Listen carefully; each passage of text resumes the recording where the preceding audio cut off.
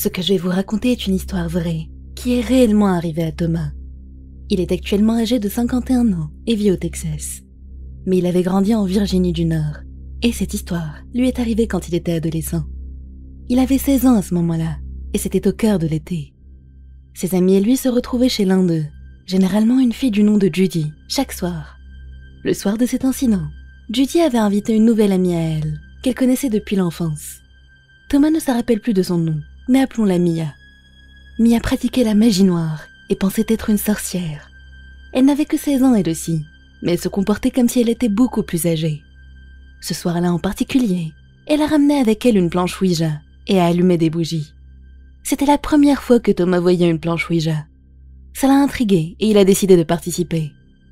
Alors que Mia posait des questions, la goutte bougeait de oui à non, et plus tard, s'est mise à épeler les réponses.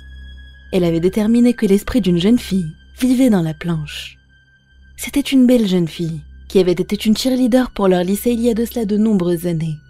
Elle était terriblement en colère contre son petit ami, parce qu'il les avait tués dans un accident de voiture en conduisant ivre. Elle ne lui en voulait pas de les avoir tués, mais plutôt parce qu'il l'avait défiguré dans l'accident. Mia a passé beaucoup de temps à essayer de convaincre l'esprit de leur faire confiance, qu'il ne jugerait pas son apparence. Et finalement, l'esprit a accepté de se montrer. Elle leur a éplé sur la planche d'aller devant le miroir de la salle de bain avec des bougies, et qu'elle apparaîtrait à ce moment-là. Les 5 amis se sont serrés dans la petite salle de bain, ont éteint les lumières, fermé la porte et allumé les bougies. Mia a chanté quelques mots, et après un moment, ils ont tous vu la fille dans le miroir. C'était un spectacle auquel personne ne s'attendait, encore moins une horreur pareille. Ils se sont tous battus pour sortir de la salle de bain en même temps, cassant la porte au passage. Après un moment, ils se sont suffisamment calmés pour parler de ce qu'ils avaient vu. Mia était toujours en communication avec l'esprit dans la planche, et elle leur a dit qu'ils devaient aller à une vieille église qui se trouvait à l'extérieur de la ville. Ils étaient tous inquiets, mais ont malgré tout accepté. Ils sont allés à l'église en question dans la voiture de Thomas, et ils sont arrivés au bas de la colline menant à la bâtisse, aux environs de minuit. Mia a dit que la fille était enterrée dans le cimetière près de l'église, au sommet. Thomas les a emmenés sur la route venteuse jusqu'en haut, puis s'est garé. Il a laissé la voiture en marche, et ils sont tous sortis. Ils se sont séparés pour explorer les environs, jetant des coups d'œil à l'intérieur de l'église à travers ses vieilles fenêtres. Soudainement, un hurlement a déchiré le silence de la nuit, et ils ont couru vers la voiture. Thomas traversait le cimetière à toute vitesse, essayant de ne pas se cogner contre les tombes. Il a bousculé le dos d'un de ses amis, mais il n'arrivait pas à voir quoi que ce soit tellement il faisait sombre. Il a sauté dans le siège arrière de sa voiture, puisqu'un de ses amis était déjà au volant, et lui a crié de démarrer. Il a allumé la lumière de la voiture, parce qu'il sentait des filaments de toile d'araignée pris entre ses doigts.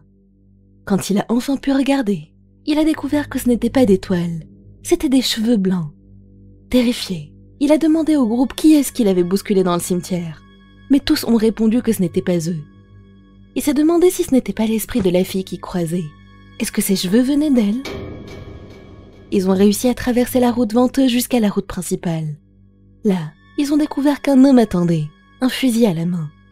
Ils ont arrêté la voiture, et l'homme a pointé son fusil sur la vitre côté conducteur, leur criant de dégager de là et de ne jamais revenir. Thomas a aperçu 2 jumelles dans des robes de nuit blanches, debout sur le porche de la maison, et illuminées par les lumières jaunes. Ce spectacle lui a glacé le sang. Il a de nouveau crié à son ami de démarrer, et ils ont foncé vers la route principale à toute vitesse. Leur vitesse était tellement élevée qu'ils se sont fait arrêter par le shérif.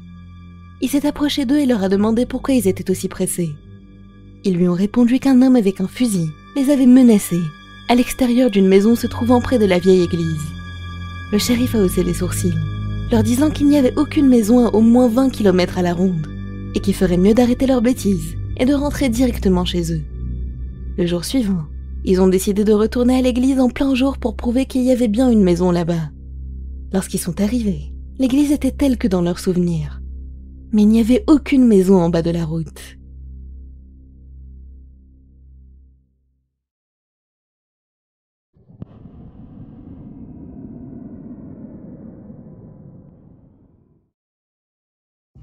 Aux Philippines, le surnaturel est très commun, et il y a de nombreuses légendes urbaines, des mythes et toutes sortes de monstres terrifiants. Cette histoire nous vient d'Eden, et lui a été racontée par son père, qui l'a personnellement vécue. Les parents d'Eden étaient tous les deux des enseignants, et quand il était âgé de 7 ans, ils ont été mutés à une petite île. Son père était un ivrogne, mais il était aussi très doué dans son métier. À l'époque, les gens sur l'île n'avaient pas vraiment de toilettes. Ils allaient donc à la forêt qui se trouvait au centre de l'île pour faire leurs besoins. Ils vivaient tout près de cette forêt, donc ce n'était pas si contraignant. Eden avait 10 ans quand cette histoire est arrivée. Une nuit, sa mère a demandé à son père de l'aider à porter des affaires jusqu'au bateau. C'était à 3 heures du matin. Elle était enceinte et se préparait à un séminaire tôt le matin suivant. Le père a accepté, bien qu'il ait bu cette nuit-là. Vous devez vous demander pourquoi ils avaient besoin d'un bateau. Eh bien, le séminaire se déroulait sur le continent, et il fallait 1 heure en bateau pour y arriver. À l'époque, l'électricité était coupée chaque nuit à minuit, et il devait attendre l'aube pour retrouver le courant. Le père a donc accompagné la mère sur le quai. Sur le retour, il a eu une envie pressante, et puisque non plus n'avait pas de toilette, il s'est dirigé vers la forêt. Au moment où il allait faire son affaire, il a vu quelque chose au loin. Il l'a décrit comme un serpent, mais en beaucoup plus gros. Il était aussi à moitié cochon. Le père, pensant qu'il hallucinait suite à son abus d'alcool, a essayé de l'ignorer, mais il n'arrivait pas à se débarrasser de l'impression que quelque chose n'allait vraiment pas. Il a regardé derrière lui et a vu qu'il n'y avait rien là. Il a sorti sa petite lampe, et ce qu'il a vu l'a tellement choqué qu'il s'est immédiatement enfui. Il est retourné dans la maison et a attrapé son sabre. Après avoir rassemblé son courage, il est ressorti et est retourné à l'endroit où il avait vu la chose, mais elle n'était plus là. Il n'a pas réussi à dormir cette nuit-là, et a fini par raconter à ses amis ce qu'il avait vu. Il leur a expliqué qu'il avait vu quelque chose qui ressemblait à un animal. C'était à moitié homme et à moitié serpent. Quand il l'a éclairé avec sa lampe, il a vu des yeux rouges injectés de sang. Le visage était celui d'un humain, mais complètement déformé. Et cette chose n'était qu'à 6 mètres de lui. Ses amis ont éclaté de rire et lui ont dit que ce n'était probablement que son imagination. Mais le père a insisté que ce n'était pas le cas. C'est là qu'un de leurs voisins s'est approché d'eux et leur a demandé s'ils possédaient un cochon. Un énorme cochon noir.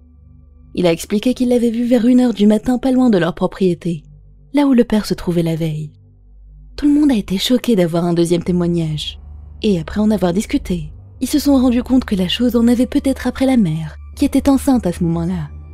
Eden ne sait pas s'il croit à cette histoire, mais il a bien vu à quel point son père était terrorisé et persuadé d'avoir bien vu cette chose.